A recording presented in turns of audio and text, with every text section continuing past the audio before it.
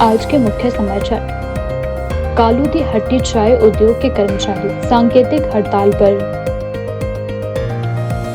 बारिश न होने से गहराया सूखे का संकट। बद्दी के मलपुर में प्रस्तावित हिम चंडीगढ़ शहर का विरोध तेज। कांग्रेस सरकार पूरी तरह विफल, डॉक्टर राजू बिंदल।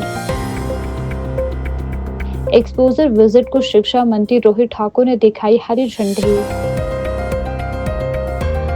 सुख आश्रय योजना के तहत चिल्ड्रन ऑफ द स्टेट का शैक्षणिक भ्रमण संपन्न। पेंशन और एरियर में देरी पर पेंशनर्स में रोष। कांग्रेस के आंतरिक कलह उजागर। एचआरटीसी पेंशनरों की पेंशन व्यवस्था से असंतोष। अब समाचार विस्तार से। राज्य सरकार द्वारा सरकारी स्कूलों में अध्ययनरत विशेष आवश्यकता वाले बच्चों के लिए एक्सपोजर विजिट का आयोजन किया जा रहा है। इस यात्रा के दौरान बच्चों को चंडीगढ़, अमृतसर और अटारी बॉर्डर जैसे ऐतिहासिक, सांस्कृतिक और शैक्षणिक महत्व के स्थलों का भ्रमण करवाया जाएगा। शिक्षा मंत्री रोहित ठाकुर ने आज 16 जनवरी को शिमला से इस दल को हरी झंडी दिखाकर रवाना किया। इस अवसर पर उन्होंने विधानसभा में अपने वक्तव्य में कहा कि इस प्रकार की यात्राएं विशेष बच्चों के आत्मविश्वास, सामाजिक सहभागिता और सीखने की क्षमता को बढ़ाने में अहम भूमिका निभाती है। इस दल में कुल 156 सदस्य शामिल है, जिनमें 96 विशेष आवश्यकता वाले बच्चे, स्पेशल एजुकेटर्स, समाज सेवी, शिक्षा के अधिकारी तथा अन्य सहयोगी सदस्य शामिल है। यह एक्सपोजर विजिट 15 से 18 जनवरी तक आयोजित की जा रही है। प्रदेश के विभिन्न जिलों के सरकारी स्कूलों से विशेष बच्चे गुरुवार को शिमला पहुंचे थे। शिक्षा मंत्री ने कहा कि प्रदेश सरकार समावेशी शिक्षा को मजबूत करने के लिए प्रतिबद्ध है और भविष्य में भी ऐसे कार्यक्रम निरंतर आयोजित करती रहेगी। हमारा शिक्षा विभाग का समग्र शिक्षा डिपार्टमेंट के द्वारा लगभग कोई 90 बच्चों का दल भ्रमण में अमृतसर तक जाएगा और इसमें हमारे स्पेशल नीड के बच्चे हैं और इनको वहाँ भेजा जाएगा। इसमें ये वहाँ पर चाहे गोल्डन टेम्पल की बात हो, चाहे चंडीगढ़ सिटी की बात हो, वाघा बॉर्डर की बात हो, लगभग 3-4 दिन का ये कार्यक्रम होगा और इनके साथ हमारे स्पेशल एजुकेटर्स भी साथ जाएंगे और सोच यही है कि जो हमारे स्पेशल नीड के बच्चे उनको भी हर तरह से प्राथमिकता मिले और इसी सोच के साथ ये भ्रमण का कार्यक्रम रखा गया है। ताकि काफ़ी स्टेट्स में इस तरह से कार्यक्रम चले हैं और इसमें भारतीय केंद्र से भी समग्र शिक्षा के द्वारा वो फंडिंग होती और प्रदेश सरकार की, जैसे मैंने पहले कहा, हमारी भी प्राथमिकता है कि जो हमारे ये स्पेशल नीड के बच्चे उनको हर तरह से प्राथमिकता मिले और इसी सोच के साथ ये निर्णय लिए गए हैं। तो मेरा तो इसमें व्यक्तिगत ये मानना है कि जहाँ ऑफिशल्स की बात आती है, अफसरों की बात आती है प्रदेश के निर्माण में, चाहे वो प्रदेश के बाहर के हमारे, चाहे आईएएस अफसर रहे हो, आईपीएस अफसर रहे हो, आईएफएस अफसर रहे हो, उनका भी एक बहुत बड़ा योगदान है। और जैसे हमारे जहाँ तक तो प्रदेश के हमारे अपने, मैं समझता हूँ, अफसर हैं, उनका तो एक तरह से नैतिक कर्तव्य भी बनता है, लेकिन बाहर के भी अफसरों का बहुमूल्य योगदान है। तो एक तरह से हम स्टेटमेंट को जनरलाइज नहीं कर सकते हैं।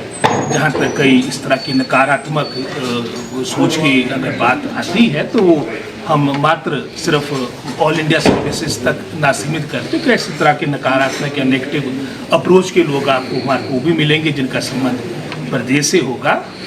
मेरा तो इसमें यही, मैं समझता हूँ, माननीय मुख्यमंत्री से आग्रह रहेगा, क्योंकि वो सरकार के मुख्य है और जो संशय डाउट्स हमारे ऑनरेबल पीडब्ल्यूडी मिनिस्टर के, उसको क्लैरिफाई किया जाए, क्योंकि हमारे पीडब्ल्यूडी मिनिस्टर भी, मैं समझता हूँ, काफ़ी एफिशिएंट मंत्री है और जो उन्होंने कुछ बात रखी है तो उसमें जो उनके डाउट्स है उसको माननीय मुख्यमंत्री क्लियर करें ताकि सारी स्थिति स्पष्ट हो। पालमपुर के प्रसिद्ध कालू दी हट्टी चाय उद्योग में कार्यरत कर्मचारियों ने अपनी मांगों और समस्याओं को लेकर सांकेतिक हड़ताल शुरू कर दी है। कर्मचारियों का आरोप है कि प्रबंधन द्वारा उनके साथ लगातार अन्याय किया जा रहा है, जिससे वे आर्थिक और मानसिक संकट में आ गए हैं।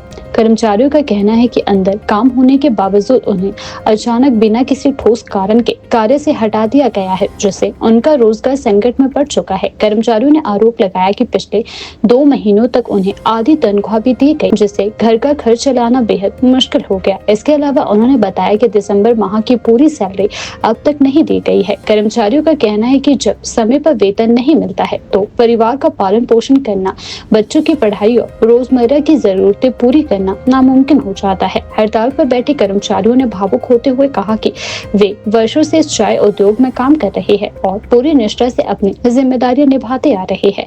कर्मचारियों ने प्रबंधन से मांग की है कि उन्हें तुरंत काम पर बहाल किया जाए, बकाया वेतन का भुगतान भी किया जाए और भविष्य में इस तरह की अनिश्चितताएं समाप्त की जाए। कर्मचारियों ने चेतावनी दी है कि यदि उनकी मांगों पर जल्द कोई ठोस निर्णय नहीं लिया गया तो वे आंदोलन को और तेज करेंगे।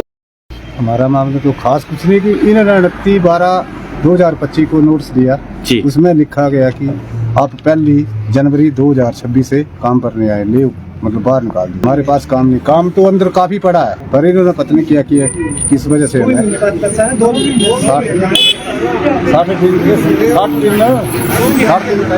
2 महीने आधी तनख्वाह देंगे। हम तो चलो आपस में बैठकर समझौता कर लें, जो इनको अच्छा लगेगा, जो हमें अच्छा लगे, उस बात पर हम सहमत हैं। पर हमें तो इस टाइम कहाँ जाएंगे, हमारे बच्चे छोटे हैं, हम भी आधी उम्र के हो गए, तो कहाँ जाएंगे हम। बिल्कुल। सैलरी भी 10-11 हज़ार देते हैं, सैलरी भी ज़्यादा नहीं है हमारी, उसमें भी याद ही देंगे तो फिर कैसे चलेगा हमारा गुजारा। बिल्कुल। विक्रम कुमार सर, मेरी बात तो ऐसी है ना, हमें डीए किस्त मिल रही है ना, कुछ सब कुछ बंद कर दिया उन्होंने। अच्छा। ना डीए किस्त ना एग्रीमेंट लग रही है, जैसे पक्के को लगती थी। हाँ जी। वो बंद कर दिए, 2 साल हो गए इनको, वो बंद कर दी। पहले नहीं हुआ है कभी भी, पहले 12 महीने चलती थी ये, पहले कभी भी नहीं हुआ। कच्चे बंदे जाते बाहर भाई, पक्के बंदे नहीं जाते जी। पहले कभी भी नहीं हुआ, 30-35 साल से। इस ये मैनेजर आया ना नवा, इसने किया सारा गड़बड़ काम जी।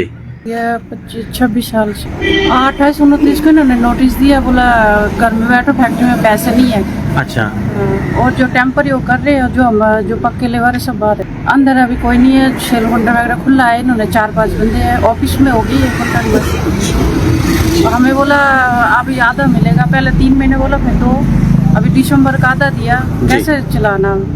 मुझे जब इनका ये डिस्प्यूट चला जी, तो उससे पहले पत्र द्वारा अवगत करवाया गया कि इस तरह से हमारे साथ व्यवहार किया जा रहा है। तो हमने 2-3 दिन पहले शुक्रवार को इनको एक पत्र द्वारा अवगत भी करवाया विभाग को कि आप हमें मिलने का समय दो, हम मैनेजमेंट के साथ बैठ के बात करना चाहते हैं, ताकि इस सारे डिस्प्यूट का हमें पता चल सके कि क्या है।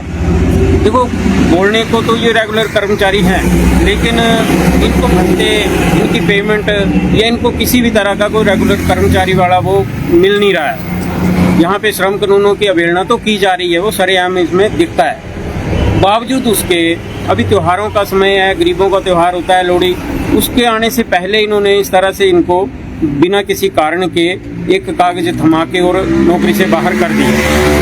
अगर हम मानते हैं कि हमारी मैनेजमेंट के साथ कोई बात हुई तो उन्होंने, मैनेजर हैं इनके, उन्होंने बात अपनी रखी कि चलो किसी कारण फैक्ट्री के साथ कुछ घाटा या ये चल रहा है, लेकिन जो रेगुलर कर्मचारी होते हैं वो कभी निकाले नहीं जाते हैं जी। ये हर जगह एक कानून है, ये तो कानून को अपने हाथ में ले रहे हैं। अगर कोई बात थी तो उसको बैठ के पहले उस बात का समझौता किया जाता, उसको इन लोग अपने कर्मचारियों के साथ बात को साझा करते, किस तरह से आ रहा है इनको, कई अगर किसी फैक्ट्री में या कुछ भी करते, वो इनका मैनेजमेंट का ये था। लेकिन यहाँ पे 2-3 लोग हमारे बचे हैं बेचारे, जो अभी रिटायरमेंट है इस महीने, मात्र एक कागज दे के इनको रिटायरमेंट किया जाएगा, ना कोई पैसा, ना कोई गृहस्थी, ना किसी तरह का कोई इनको ये दिया जा रहा है। अच्छा, उसके बाद जब भारतीय मजदूर संघ के सामने ये मामला आया तो मेरी संघ की तरफ से ड्यूटी है कि हम इनके साथ ये बात करें कि इनको किस तरह से इस डिस्प्यूट को जो ख़त्म किया जा सके। तो पहले तो हम ये चाहते हैं कि विभाग हमारे साथ बोर्ड बैठे या ये हमें बुलाएं, हम इनके साथ बात करने को तैयार हैं। हम चाहते हैं कि कर्मचारियों का किसी तरह से शोषण ना हो, इनको अपनी नौकरी जो है वो वापस मिले। और बेचारे सब आपने देखा होगा कि सारे अधेड़ उम्र के हैं, कोई भी ऐसा नहीं है कि यहाँ से छोड़ के या इनको निकाल दिया और किसी तरह का कोई काम करे। अब इनको फैक्ट्री का ही इसका एक्सपीरियंस है, तो ये यही काम करने के लायक है, ये काम यहाँ करेंगे। तो काम भी है आजकल, आगे महीने बाद सीजन पड़ने वाला है, तो उस तरह से हम उस दृष्टि से भी देखते हैं कि पालमपुर की चाय जो है वो पूरे हिमाचल में ना होके, पूरे प्रदेश में ना करके पूरे विश्व में, मतलब विश्व विख्यात चाय पत्ती है यहाँ की। और अगर किसी तरह से ये डिस्प्यूट आगे बढ़ता है तो ये मामला जो है वो स्टेट लेवल तक ना रह के मतलब केंद्र तक जाएगा। तो हम नहीं चाहते हैं कि इसको किसी तरह से बढ़ाया जाए। मुख्यमंत्री सुख आश्रय योजना के अंतर्गत राज्य के child care institution Sarahan, Tutikandi और मशोबरा में रह रहे चिल्ड्रन ऑफ द स्टेट का विशेष शैक्षणिक एवं अनुभव भ्रमण सफलतापूर्वक संपन्न हो गया। इस भ्रमण में कुल 52 बच्चों ने भाग लिया, जो वीरवार देर शाम शिमला पहुंचे। बच्चों का स्वागत उपायुक्त अनुपम कश्यप और वरिष्ठ पुलिस अधीक्षक संजीव कुमार गांधी ने किया। इस अवसर पर उपायुक्त द्वारा बच्चों के लिए रात्रि भोज का भी आयोजन किया गया। उपायुक्त ने बच्चों से संवाद कर उनकी यात्रा का अनुभव सुना। उपायुक्त ने बताया कि मुख्यमंत्री सुख आश्रय योजना के तहत सरकार बच्चों को केवल संरक्षण ही नहीं बल्कि बेहतर भविष्य के लिए शिक्षा, स्वास्थ्य, आवास और अन्य आवश्यक सुविधाएं भी उपलब्ध करवा रही है। उन्होंने कहा कि 28 फरवरी 2023 से अब तक 4000 अनाथ बच्चों को चिल्ड्रन ऑफ द स्टेट के रूप में अपनाया गया है। यह भ्रमण 6 से 15 जनवरी 2025 तक आयोजित किया गया था, जिसके दौरान बच्चों ने चंडीगढ़, दिल्ली, आगरा और गोवा जैसे प्रमुख शहरों और ऐतिहासिक व शैक्षणिक स्थलों का भ्रमण किया। बच्चों ने आधुनिक परिवहन साधनों का भी अनुभव लिया। अपने अनुभव साझा करते हुए रितिका, पारस, नेगी, आशीष और राहुल ने कहा कि उन्होंने पहली बार उन स्थानों को अपनी आंखों से देखा है जिनके बारे में वे केवल सपने लेते थे। बच्चों ने इस अवसर के लिए प्रदेश के मुख्यमंत्री का आभार व्यक्त किया है। की लहरें है ना, देखो यही तो जो सीएम सर हैं वो ये चाहते हैं कि बच्चे जो हैं वो समुद्र की लहरों को भी देखें, आसमान की ऊंचाइयों पर भी जाएं, ठीक है। तो ये सारी चीज़ें आपने अनुभव की, ट्रेन भी देखी, वॉल्वो भी देखी, समुद्र भी देखा, ताजमहल भी देखा। कैसा लगा ताजमहल? जब बनवाया था तो क्यों बनवाया? अच्छा, वेरी गुड। सबसे पहले आप सभी को मेरा नमस्कार। मेरा नाम लक्की है, मैं सीसीआई से काम करने वाला हूँ। तो मैं सबसे पहले सीएम सर और डीसी सर का तहे दिल से धन्यवाद करना चाहता हूँ जो उन्होंने ये टूर ऑर्गेनाइज़ किया। हमारा सपना था जो वो पूरा किया। मेरा सपना था कि मैं प्लेन में जाऊंगा, कभी मैंने सोचा नहीं था। वैसे सपना तो था कि मैं प्लेन में जाऊंगा, लेकिन मैं पहली बार प्लेन में गया। मेरे को मतलब जाते वक्त तो थोड़ा डर जैसा फील हुआ, लेकिन जाने के बाद जब मैं बैठा तो बढ़िया फील हुआ। और यहाँ से जाने के बाद चंडीगढ़ से भी जब हम दिल्ली के लिए गए तो वहाँ से भी हम एक ट्रेन में गए। उसका एक्सपीरियंस भी बहुत अच्छा था और हमें मतलब समुद्र भी देखने को मिला सीएम सर की बदौलत, और हमें आसमान की ऊंचाइयाँ भी देखने को मिली उनकी वजह से। तो मैं उनका तहे दिल से शुक्रिया अदा करना चाहता हूँ। मैं अपनी ओर से और मेरे इंस्टीट्यूट के सभी बच्चों की ओर से मैं उनका तहे दिल से धन्यवाद करना चाहता हूँ। मेरा नाम जानवी गुप्ता है और मैं 11th क्लास में हूँ और मैं सीसीआई मशोबरा में रहती हूँ। हम सभी बच्चे पूरे टोटल गर्ल्स 28 थी, तो हम +1 + 2 का बैच किया था पूरा।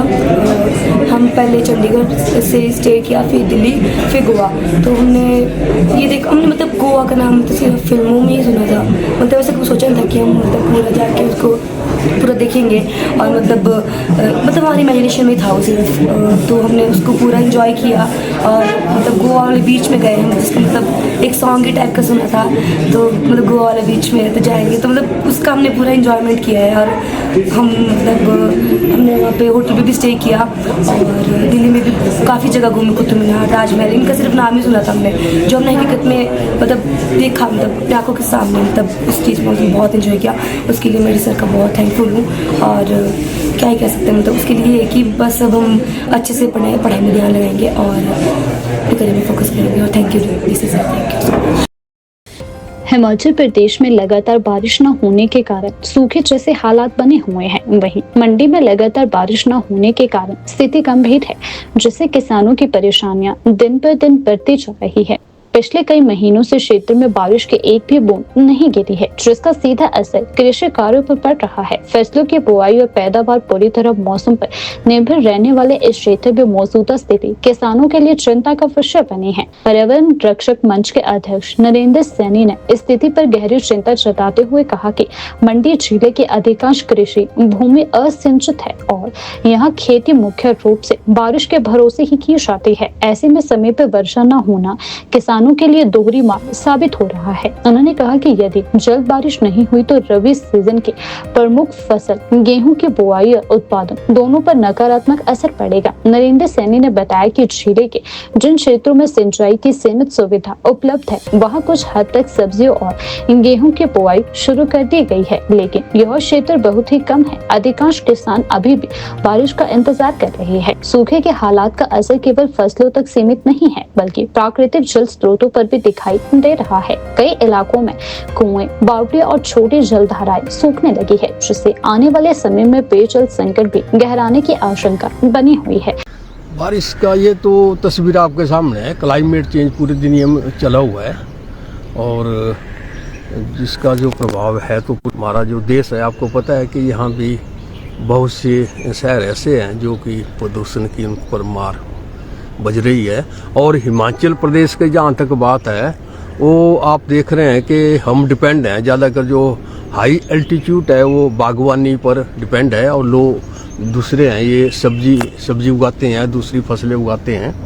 लेकिन बहुत समय से जो है जो सर्दियों में बारिश होती है नहीं हो रही है। इसके मेन कारण है कि ये जो अंधाधुंध कटाई जो जंगलों की हो रही है, अंधाधुंध जो मतलब ये सड़कें बना रहे हैं, चौड़ी चौड़ी सड़कें बना रहे हैं और सारा मलबा जो है इधर उधर फेंक रहे हैं, नदी नालों में फेंक रहे हैं। और कुछ ऐसा भी है, अंधाधुंध कटाई के अलावा कुछ लोग ये ग्लाइसिन जो है एक जहरीली दवाई होती है, पहाड़ों में फेंकी जाती है मटर उगाने के लिए।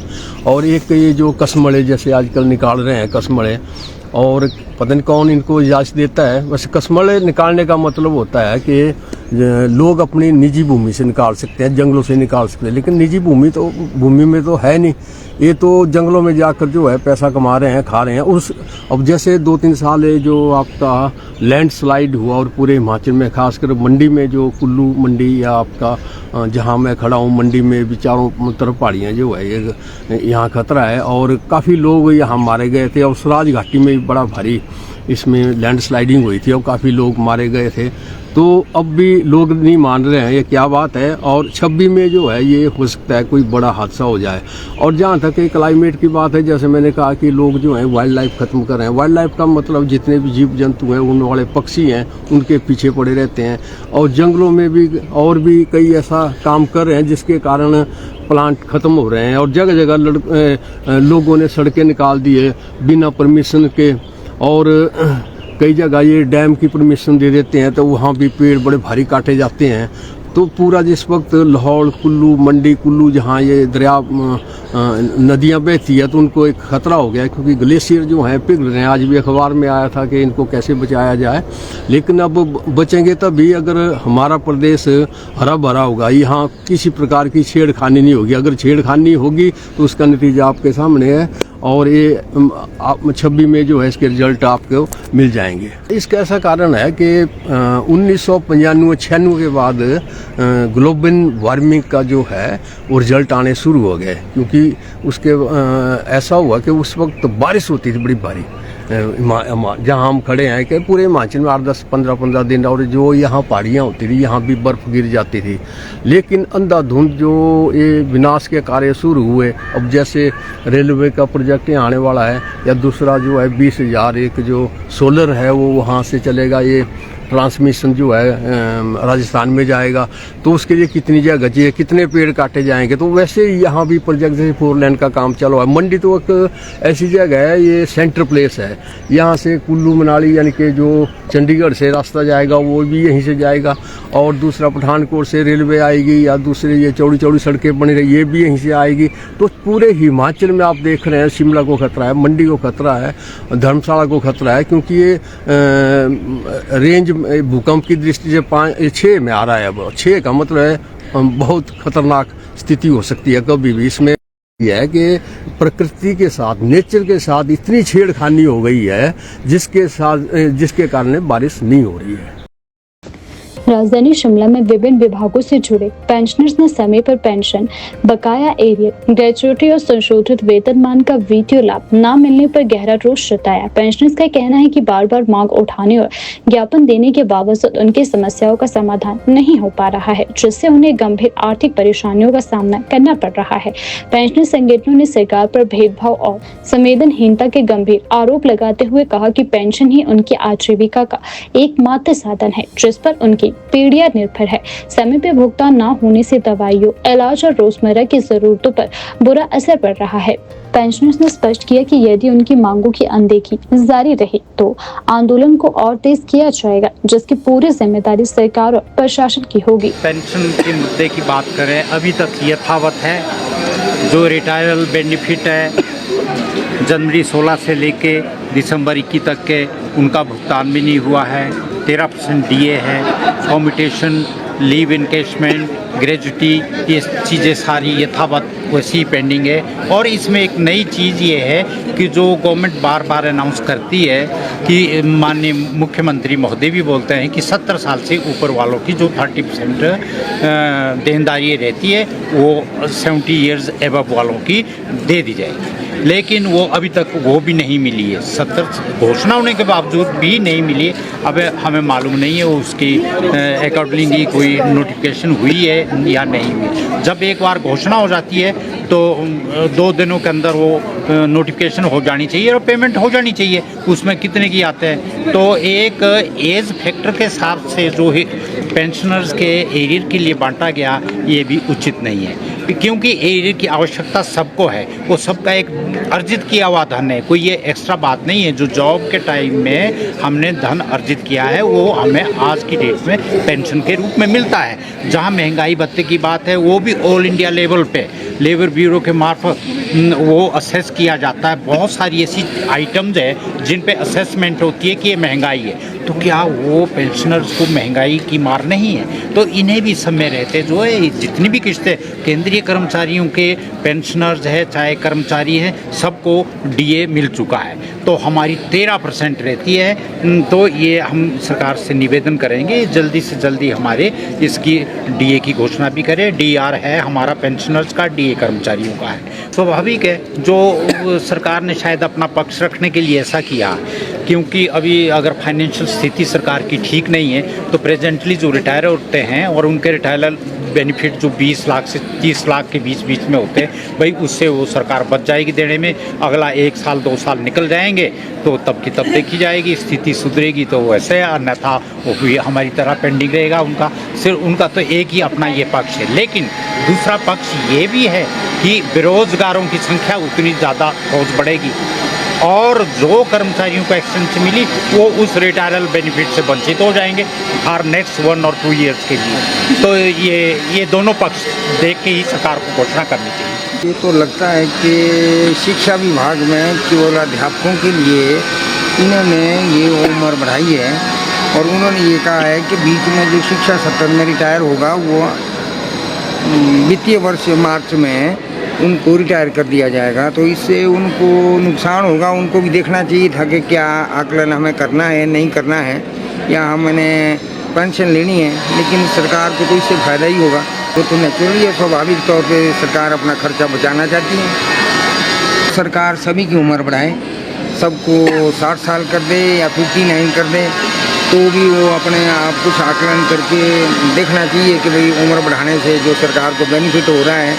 लेकिन मेरा व्यक्तिगत मानना है कि जो प्रदेश के अंदर आपदा आई है और लगातार 3 साल हो गए, तो इस माननीय मुख्यमंत्री महोदय उम्र नहीं पाए या हमारी जो प्रदेश सरकार है वो इस घाटा पूरा करने में असमर्थ है। क्योंकि लगता है सेंटर ने एड तो काफ़ी दी है लेकिन फिर भी ये पर्याप्त नहीं रही कर्मचारियों के लिए।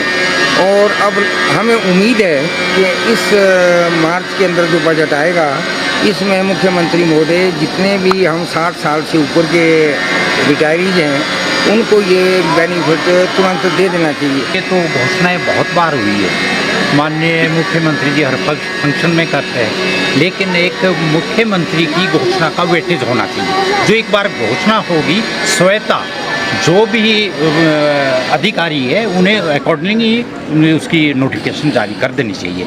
जहाँ तक पेंशन की बात है, वे लोगों को या बहुतों को ऐसा चुभता होगा कि इन्हें इतनी पेंशन मिलती है। मैं इसमें क्लियर करना चाहता हूँ, हमारे ऊपर इतनी जिम्मेदारी है, हम 3 पीढ़ियों का गुजर बसर इसी पेंशन से करते हैं। हमारे बुजुर्ग हैं जिनका सोर्स ऑफ इनकम नहीं है और एबव 90s है, और अब हमारे पेंशन भी 70 साल से ऊपर है।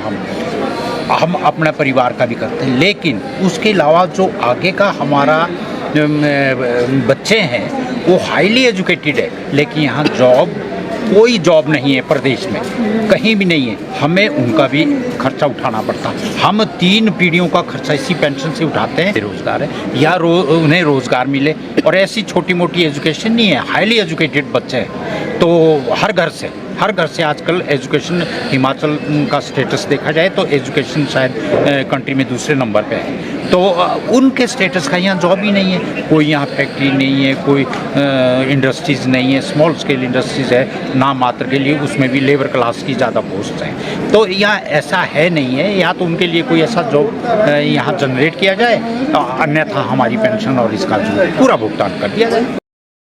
भाजपा प्रदेश अध्यक्ष डॉक्टर राजीव बिंदल ने कांग्रेस सरकार पर तीखा हमला बोलते हुए कहा कि हिमाचल प्रदेश आज अभूतपूर्व और अत्यंत विकट परिस्थितियों से गुजर रहा है। उन्होंने आरोप लगाया कि मुख्यमंत्री ठाकुर सुखविंदर सिंह सुक्खू के नेतृत्व में प्रदेश की कांग्रेस सरकार पूरी तरह विफल, दिशाहीन और आपसी कलह से गुजर रही है। डॉक्टर बिंदल ने कहा कि आज हालात ऐसे बन चुके हैं कि मुख्यमंत्री, उप मुख्यमंत्री और मंत्री एक दूसरे पर आरोप प्रत्यारोप लगाने में व्यस्त है। सरकार का हर घटक अपनी भड़ास निकालने में लगा हुआ है और जनता के हितों से जुड़े मुद्दे पूरी तरह हाशिए पर चले गए हैं। उन्होंने कहा कि स्थिति इतनी गंभीर हो गई है कि प्रदेश का सचिवालय, जहां से जन कल्याण के निर्णय लिए जाने चाहिए, आज युद्ध भूमि में तब्दील हो चुका है।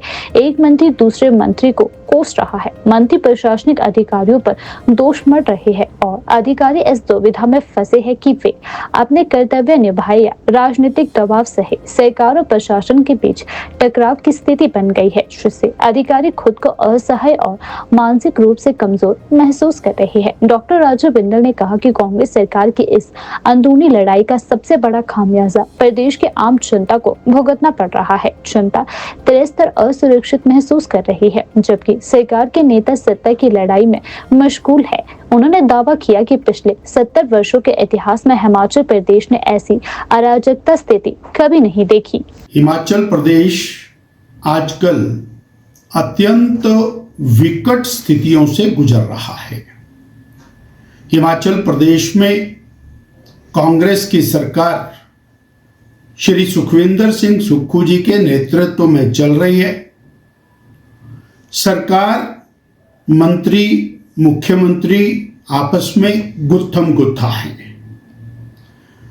उप मुख्यमंत्री जी अपनी भड़ास निकालते हैं, मंत्रीगण अपनी भड़ास निकालते हैं, मुख्यमंत्री जी और पार्टी के नेता अलग रूप में अपनी भड़ास निकालते हैं। हिमाचल की जनता इस सारी लड़ाई के अंदर पिस रही है और प्रदेश का सचिवालय, जहां से जनता के हित के फैसले होते हैं, वो सचिवालय आजकल युद्ध भूमि में तब्दील हो गया है। एक मंत्री दूसरे मंत्री को कोस रहा है, दूसरा मंत्री पहले मंत्री को कोस रहा है, कोई मंत्री प्रशासनिक अधिकारियों को कोस रहा है और प्रशासनिक अधिकारी ऐसी स्थिति के अंदर एक ऐसी स्थिति में पहुंच गए हैं कि कर्तव्य विमूढ़, क्या कार्य करें और क्या ना करें। सरकार लड़ रही है, प्रशासन से लड़ रही है, प्रशासन अपने आप को और असहाय महसूस कर रहा है, परंतु प्रदेश की जनता इस सारी विकट स्थिति में पूरी तरह से त्रस्त है और सरकार के नेता अपनी लड़ाई में मस्त हैं। आज तक के इतिहास में पिछले 70 साल में ऐसी स्थिति कभी नहीं आई होगी कि मंत्री स्वच्छंद हैं, कांग्रेस के नेता स्वच्छंद हैं, सब लोग अपना अपना जुगाड़ करने में लगे हैं और जब इनका दिल आता है अपने फेलियर का ठीकरा, अपनी नाकामयाबियों का ठीकरा एक दूसरे मंत्री के ऊपर डाल देते हैं और कहीं बात ना बने तो फिर भारतीय जनता पार्टी और केंद्र की सरकार पर ठीकरा फोड़ते हैं। आज हम एक बात बड़ी स्पष्ट कर देना चाहते हैं कि ये अव्यवस्था का आलम ये अब चरम सीमा पर पहुंच चुका है, जिसके कारण प्रदेश की कानून व्यवस्था चरमरा चुकी है। पुलिस के अधिकारी वो डिमोरलाइज हैं, प्रशासनिक अधिकारी वो डिमोरलाइज हैं और प्रदेश की जनता का जीवन आज असुरक्षित हो चला है। इसी के कारण चिट्टे का प्रभाव, नशे का प्रभाव बढ़ रहा है, विकास सब तरफ बंद हो चुका है, संस्थान पूरी तरह से स्वच्छंद हो चुके हैं और जब कोई सरकार से सवाल करता है तो ये आपस में गुत्थम गुत्था होते हैं। भारतीय जनता पार्टी जिला शिमला के कार्यकारिणी सदस्य संजय सूद ने कांग्रेस सरकार के भीतर चल रहे आंतरिक मतभेदों को लेकर प्रदेश सरकार पर तीखा हमला बोला है। उन्होंने कहा कि प्रदेश के लोक निर्माण विभाग पीडब्ल्यूडी मंत्री विक्रमादित्य सिंह द्वारा फेसबुक पर की गई टिप्पणी से कांग्रेस नेताओं के बीच समन्वय की भारी कमी साफ झलकती है। संजय सूद ने कहा कि किसी भी महत्वपूर्ण विषय पर सार्वजनिक मंच या सोशल मीडिया पर बयान देने से पहले संबंधित मंत्री को यानी मुख्यमंत्री सुखविंदर सिंह सुक्खू को अवगत करवाना चाहिए था। इस तरह की टिप्पणियां न केवल सरकार की कार्यप्रणाली पर सवाल खड़े करती है बल्कि कांग्रेस सरकार के अंदरूनी खींचतान को भी सार्वजनिक कर देती है। वर्सेस मंत्री जो चल रहा है वो मुझे ऐसा लगता है कि कांग्रेस सरकार की नाकामी है और ये नाकामी जो है उन्हीं सरकार के मंत्रियों द्वारा जो है उजागर की जा रही है। मगर एट द सेम टाइम मेरा ये मानना है कि सरकारें जब भी चलती हैं तो प्रशासन और शासन को साथ लेकर ही चलती हैं और ये समन्वय खुद भी बनाना चाहिए और मुझे लगता है कि मुख्यमंत्री जी को इसमें जो है अपना दायित्व निभाना चाहिए और मुझे लगता है कि सरकार का इसमें फेलियर है, इसमें कोई दो राय नहीं है। आम जनता जो है वो परेशान हो रही है और परेशान होना स्वाभाविक है। सामने आ रहा है जब मंत्रियों का और अफसरों का आपस में तालमेल नहीं है, सरकार का और मंत्रियों का आपस में तालमेल नहीं है तो ऐसी प्रॉब्लम्स आती हैं। तो वैसे भी हम देख रहे हैं पिछले 3 सालों से सरकार की वजह से आम जनता परेशान है, मगर अब ये चीज़ें उनके पार्टी के अंदर ही उजागर होनी शुरू हो गई हैं और इसमें मंत्री तक परेशानी में नज़र आ रहे हैं। तो ये बहुत दुर्भाग्यपूर्ण बात दिखती बात है। सरकार के मंत्री खुश भी नहीं है और सरकार का मंत्रियों पर नियंत्रण भी नहीं है, ये सामने दिखती बात है और इस सब चीज़ों का खमियाजा जो है वो आम लोगों को भुगतना पड़ रहा है जो बहुत दुर्भाग्यपूर्ण है। और मुझे लगता है कि सरकार को तुरंत जो है वो अफसरों के साथ जो है तालमेल अच्छा बैठाना चाहिए ताकि जनता हित में जो कार्य हैं वो हो सके। ये भी एक दुर्भाग्यपूर्ण फैसला जो है सरकार ने लिया है।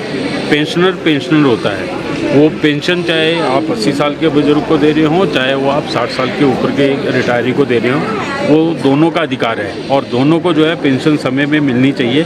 मगर सरकार इस तरीके से पेंशनर्स को बांटकर अपनी राजनीति करना चाहती है जो कि बिल्कुल गलत है। मेरा ये मानना है कि सभी पेंशनर्स को समय रहते जो है उनकी सबकी पेंशन उनको मिलनी चाहिए।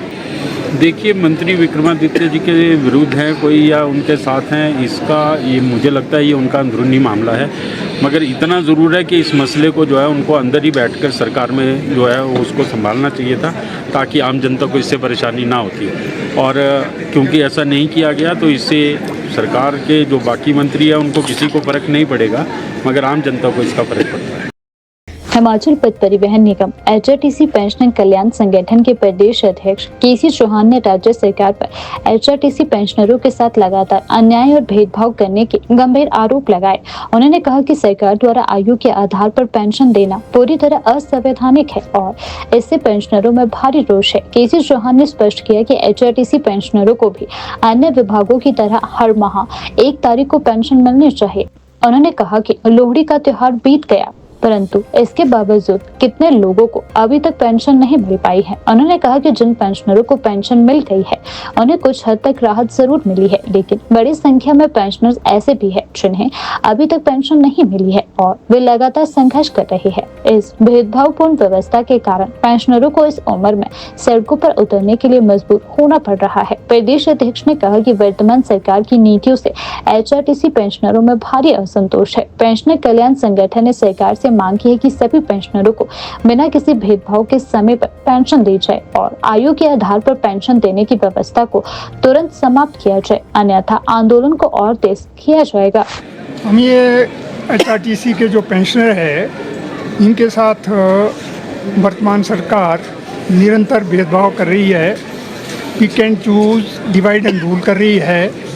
ये जो आयु के आधार पर पेंशन दी जाती है ये असंवैधानिक है और जबकि नियमों के अनुसार एचआरटीसी के पेंशनर्स को भी पेंशन हर महीने की प्रथम तारीख को मिलनी चाहिए।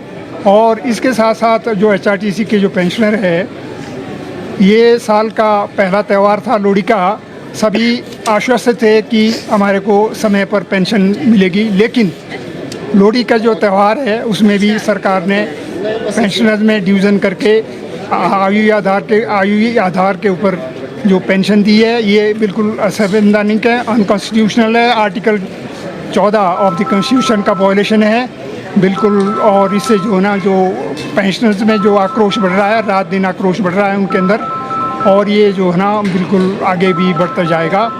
और इस तरह से मैं देखता हूँ कि इस तरह से जो भेदभाव की नीति है ये सरकार के लिए जो है ना इसको सरकार की जो छवि है इससे ख़राब हो रही है। जो एचआरटीसी के जो पेंशनर है वो भी अधिकतर जो है पेंशन के मासिक पेंशन के ऊपर अपना गुजारा चलाते हैं, लेकिन जब उनको समय पर पेंशन नहीं मिलती तो वो भी उनका परिवार भारी दिक्कत में है।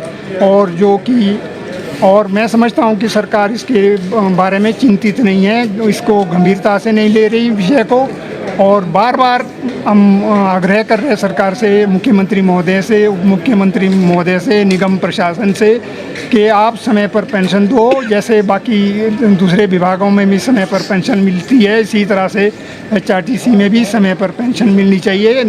कायदे कानून को मानना चाहिए, संविधान को मानना चाहिए और जो कोर्ट के न्यायालय के आदेश है उनकी अनुपालना की जानी चाहिए। लेकिन वर्तमान में जो सरकार है वो तो ना तो संविधान को मान रही, ना नियम कायदे कानून को मान रही, ना कोर्ट के आदेशों को मान रही। और एचआरटीसी के जो पेंशनर है वो मजबूरन सड़क पर आने के लिए बाध्य हो जा रहे हैं और उनमें जो आक्रोश है वो बढ़ता जा रहा है।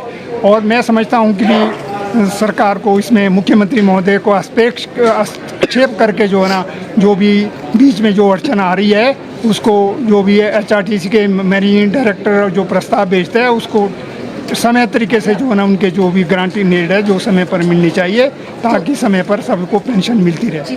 नहीं, इसमें ये है कि भाई देखा गया पिछले 1 साल से जो है एचआरटीसी में 20 तारीख से पहले ही कभी पेंशन नहीं मिली। मुख्यमंत्री महोदय के आदेश के बावजूद भी समय पर पेंशन नहीं आ रही है और ऐसा लगता है कि कुछ अधिकारीगण उसको मनमानी सीरियसली नहीं ले रहे हैं, उसको गंभीरता से नहीं ले रहे हैं। एचआरटीसी के जो पेंशनर्स हैं उनको प्रताड़ित करने की कोशिश कर रहे हैं जिससे सरकार की भी जो छवि है वो धूमिल होने वाली है। और ये एक जो सरकार का आने वाले समय में ये एक पतन का कार्य बन सकता है और आक्रोश जो है लोगों में बढ़ता जा रहा है रात दिन। और वृद्धावस्था में जो है जिन्होंने 30-35 साल कठिन परिस्थितियों में सरकार की सेवा की है, निगम प्रशासन में रह के सेवा की है, तो उनको वृद्धावस्था में सड़कों पर जाने के लिए मजबूर किया जा रहा है जो न्याय संगत नहीं है। मैं समझता हूँ कि भी निगम प्रशासन और सरकार इसके ऊपर गहनता से चिंता गंभीरता से ले। कांग्रेस सरकार द्वारा बद्दी के मलपुर क्षेत्र में प्रस्तावित हिम चंडीगढ़ शहर को लेकर ग्रामीणों में गहरा रोष देखने को मिल रहा है। इसी कड़ी में क्षेत्र के ग्रामीणों ने दून विधानसभा क्षेत्र के विधायक राजकुमार से मुलाकात कर अपनी आपत्तियां दर्ज कराई और परियोजना को लेकर गहरी चिंता जताई। ग्रामीणों का कहना है कि इस प्रस्तावित शहर से उनकी कृषि भूमि, मकान और आजीविका पर सीधा असर पड़ेगा। उन्होंने आरोप लगाया कि सरकार ने बिना स्थानीय लोगों की सहमति और जन सुनवाई के इस तरह की बड़ी परियोजना की योजना बना दी जो लोकतांत्रिक प्रक्रिया के खिलाफ है। इस अवसर पर संधोली पंचायत के पूर्व प्रधान भाग सिंह ने स्पष्ट शब्दों में कहा कि ग्रामीण किसी भी सूरत में अपनी पुश्तैनी जमीन नहीं देंगे। भाग सिंह ने कहा कि हम विकास के विरोधी नहीं है, लेकिन ऐसा विकास जो किसानों और ग्रामीणों को उजाड़ दे वह स्वीकार्य नहीं है। सरकार को पहले स्थानीय लोगों से संवाद करना चाहिए। यदि हमारी मांगों को नजरअंदाज किया गया तो आंदोलन को और तेज किया जाएगा। की जो मीटिंग मलपुर पंचायत में हुई है जिसमें बहुत से किसानों ने भाग लिया। जो हिम चंडीगढ़ के नाम से नया शहर बद्दी में बसाया जा रहा है उसके विरोध में किसानों ने आज एक मीटिंग यहाँ पर पहले ही डिसाइड थी, जिस दिन शीतलपुर मीटिंग उसी दिन डिसाइड किया गया था यहाँ पर मीटिंग रखी जाएगी। और आज यहाँ के लोगों ने मीटिंग रखी और हमें भी यहाँ पर बुलाया। जैसा कि हिम चंडीगढ़ बसाया जा रहा है वो सारा ही एरिया ग्रीन जोन है और वहाँ पर जो ज़मीन है सारी उपजाऊ है, जंगल है, श्यामलाट ज़मीन है, उसमें बहुत ज़्यादा पेड़ है। एक तरफ तो भारत सरकार, प्रदेश सरकार पर्यावरण को बचाने के लिए जहाँ जाना पौधारोपण को बढ़ावा दे रही है, चाहे वो मनरेगा के थ्रू हो, CSR के थ्रू हो और भी कई आधारों के थ्रू जो है ग्रीनरी पर जोर दिया जा रहा है। आपको पता है कि बद्दी एक औद्योगिक क्षेत्र है, ऊपर जो है सारा एरिया उद्योगों में आ चुका है। ये सरसा नदी के साथ साथ ही केवल ग्रीन लैंड बची हुई थी जिससे जो है वातावरण बद्दी का कुछ हद तक साफ सुथरा रहता है। वैसे तो यहाँ बहुत ज़्यादा प्रदूषण है और यहाँ के जो लोग हैं वो ज़्यादातर किसानी पर, दूध के धंधे पर डिपेंड करते हैं। साथ लगते जंगल है, सरकार बोलती कि हमारे जंगल है, श्यामलाट ज़मीन हमारी है और सरकार अपनी ज़मीन को ले रही है। मैं सरकार से ये भी अनुरोध करना चाहता हूँ कि इन जंगलों को यहाँ के स्थानीय लोगों ने बचाया हुआ है। उन्होंने यहाँ की मिट्टी को बचाया, जंगलों को बचाया, पेड़ लगाए या पेड़ों का संरक्षण किया।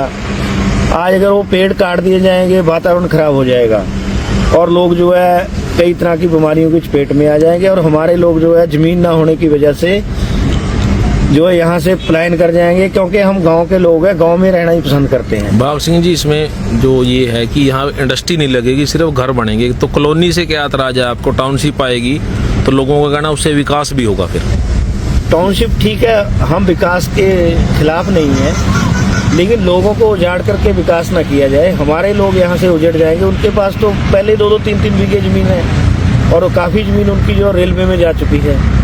और सुनने में ये भी आया कि ये जो टाउनशिप है लैंड पूलिंग पे बनाई जा रही है। इसको लेकर ही आज हमारी दून के विधायक चौधरी राम कुमार जी से भी सुबह घर में लंडेवाल, शीतलपुर और संधोली और कल्याणपुर के किसानों की मीटिंग हुई।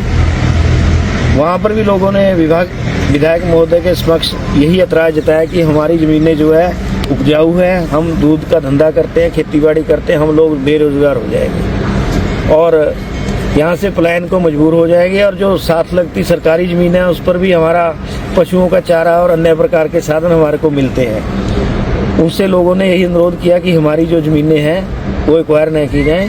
महोदय ने भी यही आश्वासन दिया है कि मैं सरकार से आगे ही बात करूंगा और बात चल भी रही कि जो भी कार्रवाई की जाएगी ज़मींदारों को विश्वास में लेकर की जाएगी और साथ लगती जो ज़मीन है आपकी छोड़ी जाएगी। लेकिन ज़्यादातर किसान अपनी ज़मीन ना देने के हक में, उन्होंने बोला कि अगर कोई अपनी ज़मीन नहीं देना चाहता तो अपनी ना दे।